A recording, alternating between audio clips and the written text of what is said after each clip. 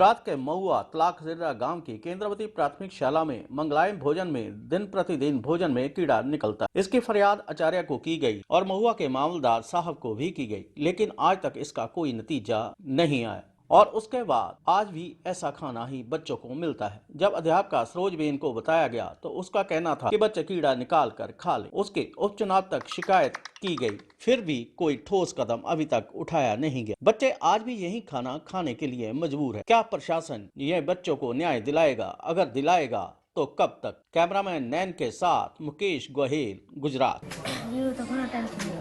ઘણા ટાઈમ था તો તમે બેન ને એલું દેખાડેલી તો બેન બેન શું કહે છે તમને પછી એમની એલું તમે બેન ને દેખાડો તે પછી બેન શું બેન શું કહે છે હા પછી બીજું કઈ ન કે ખાઈ લ્યો એમ નામ એવું કઈ કહે છે કોણ કોણ કોણ હા એ શું કે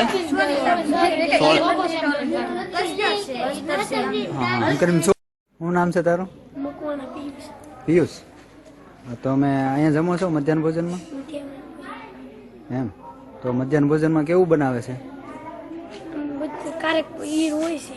ક્યારેક હોય. તમે રોજ જમો છો? તો એલું કેટલી વખત નીકળે છે? મારે તો 2-3 વખત નીકળી છે. તમારે? તમારે એક વખત મારે 2 વાર. 2 વખત એલું નીકળે. તમે પછી જે મધ્યાહન ભોજન હાકે છે એ બેનને કઈ કીધું હતું? દેખાડી હતી તો એને શું કીધું? હાજી સાહેબ, તો આપણે આ સરોજબેન જે મધ્યાહન ભોજન ચલાવે છે એના વિશે અન્ય કોઈ પણ ફરિયાદમાં એવું છે કે રસોઈ જે ગેસના બોટલ પર બનાવવાનું હોય છે તે ગેસના બોટલ પર બનાવતા નથી, લાકડા દ્વારા બળતણ દ્વારા બનાવવામાં આવે છે. અને જે બળતણનો ધુવાડો બાજુમાં રહેલા વર્ગખંડના બાળકોને લાગે છે અને આખું બળે છે, વારંવાર ફરિયાદ કરવા છતાં ગેસના બોટલનો ઉપયોગ કરતા નથી.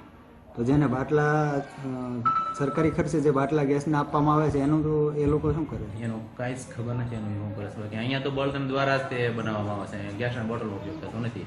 જથ્થો તેમનો ઘરે રાખવામાં આવે છે, જથ્થો અહીં રાખવામાં આવતો નથી, જોતા પૂરતું લાવે છે અને જથ્થો વ્યવસ્થિત સાફ કરીને બનાવતા નથી. ક્યારેક ભોજન ઘટે છે, પૂરતું મળતું નથી અને ઈવડું ઓવર નીકળે છે. અમુક સમયે મધ્યાહન ભોજન બંધ પણ રાખવામાં આવે છે, ત્યારે મામલતદારને જાણ કરવામાં આવે છે. ત્યાર પછી જ્યારે બંધ હોય ત્યારે કહેવાથી સૂકો નાસ્તો આપવામાં આવશે. દાખલા તરીકે મમરાન, સેવ, પાર્લેજી આવો નાસ્તો જ્યારે મધ્યાહન ભોજન બંધ રાખે ત્યારે આપવામાં આવે છે.